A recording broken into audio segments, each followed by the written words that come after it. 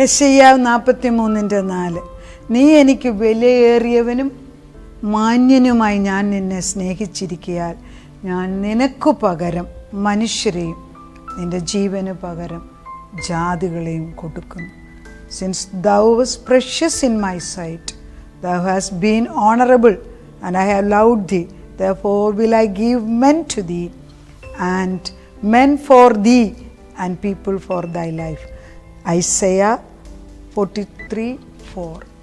അത് നമുക്ക് വേണ്ടി മറുവിലയായിട്ട് യേശുക്രിസ്തു പുതിയ നിയമത്തിൽ നിൽക്കുന്നതിനാൽ ഈ വചനത്തിന് ഇച്ചിരും കൂടെ പ്രസക്തി. ക്രിസ്തു നമുക്ക് മറുവിലയായിട്ട് നിന്നതിനാൽ നമ്മളെ ഉപദ്രവിക്കാൻ വരുന്ന ശത്രുവിനെ ദൈവം ഇല്ലാതാക്കും.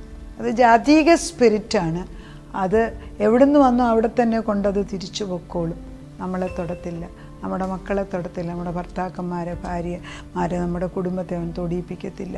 ഒരു വേലി കെട്ടി കർത്താവിൻ്റെ മഹത്വം സക്കറിയ 2:5 പറയുന്നത് പോലെ കർത്താവിൻ്റെ തീമതിൽ ചുറ്റും തൻ്റെ മഹത്വം അകത്തും നിൽക്കുന്നതിനാൽ ശത്രുവിനകത്ത് കയറാനൊക്കത്തില്ല. വേലി ഉറപ്പിച്ച് കെട്ടുകയാണിപ്പോൾ.